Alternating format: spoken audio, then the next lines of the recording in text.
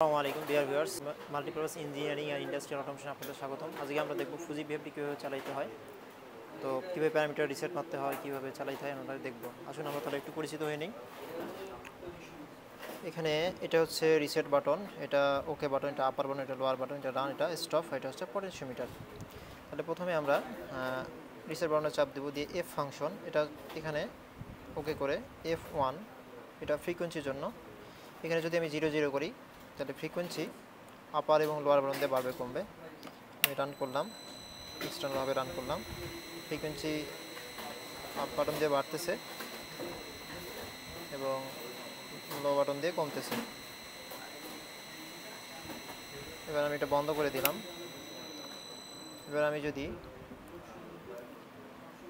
F01 এর মধ্যে গিয়ে যদি 4 করি, 3 করলে এখানে যে পটেনশিওমিটার থাকবে সেটা দিয়ে ফ্রিকোয়েন্সি বাড়বে, আর 4 করলে এটা দিয়ে ফ্রিকোয়েন্সি বাড়বে কমবে। আমি এখান থেকে বেরিয়ে আসলাম, এখন আমি রান করে দিলাম, ফ্রিকোয়েন্সি এটা দিয়ে বাড়তেছে, আবার এটা দিয়ে কমতেছে, ঠিক আছে, আবার বাড়তেছে কমতেছে। আমি এটা স্টপ করে দিলাম। এবার যদি আমি F02 যাই তাহলে রিসেট বাটনে চাপ দিলাম, এফ ওকে করলাম, করার পর এটাকে 2তে ওকে করলাম। এটাকে যদি আমি 0 করি তাহলে এইটা এবং এইটা দিয়ে রান হবে, অর্থাৎ এক্সটার্নাল এবং ইন্টারনাল দুইটা সবাই দুইটা বাটন চাপ দিলেই তবে রান হবে। আমি এই যে রান বাটন চাপ দিলাম এবং এক্সটার্নাল, তবে কি চলতেছে। আবার এখানেও বন্ধ করতে হবে, এখানেও বন্ধ করতে হবে। আবার যদি আমি 1 করি তাহলে F0 F2 এখানে ওকে করলাম, করার পর এটাকে যদি আমি 1 করি তাহলে শুধু ইন্টারনালভাবে চলবে। এখান থেকে বেরোয় আসলাম, এখন এটাকে আবার এটাকে 2, এখানে আমি 1 করলাম, এখান থেকে বেরিয়ে আসলাম।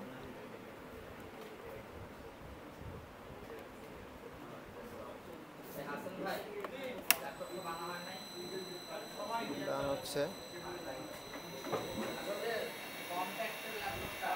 এবার আমি এটা স্টপ করে দিলাম,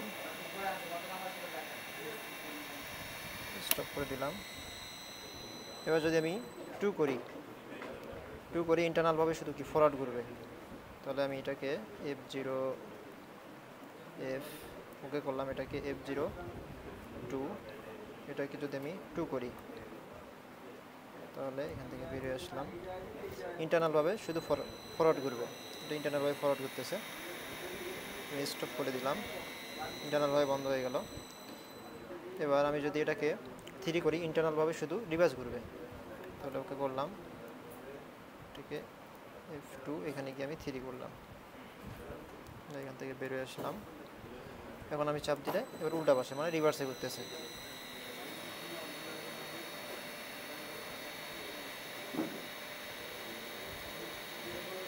বন্ধ করে দিলাম। এরপর যদি আমি ম্যাক্সিমাম ফ্রিকোয়েন্সি এবং বেস ফ্রিকোয়েন্সি সেট করতে চাই তাহলে আমাকে অবশ্যই প্যারামিটার 4 অর্থাৎ F3 F4, এটা হচ্ছে F4 হচ্ছে বেস ফ্রিকোয়েন্সি, এখানে 50 ফ্রিকোয়েন্সি সেট করে দিতে হবে।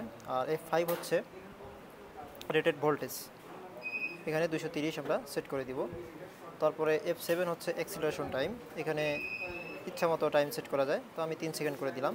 আর F8 হচ্ছে ডিঅ্যাক্সিলারেশন টাইম, এখানে আমি একটু 3-এর বেশি করে দিচ্ছি, আমি এটাই করে দিলাম আর কি, ডিঅ্যাক্সিলারেশন টাইম। এরপর F15 হচ্ছে মানে অর্থাৎ সর্বোচ্চ ফ্রিকোয়েন্সি আর কি, পিক যেটাকে বলে ফ্রিকোয়েন্সি লিমিটার পিক আর কি, এটা 50 করে দিলাম। আর F16 হচ্ছে বটম, অর্থাৎ আমি এখানে সব যেটা করে দিব ওর নিচে কমবে না, তার মানে আমি এখানে কম করে দিলাম, 12 করে দিলাম। তো ডিয়ার ভিউয়ার্স, আপনারা যদি এই কাজগুলো হাতে কলমে শিখতে চান তাহলে অবশ্যই দেশের সবচেয়ে অটোমেশন বড় company multipurpose engineering and industrial automation অবশ্যই ভিজিট করবেন। ধন্যবাদ সবাইকে।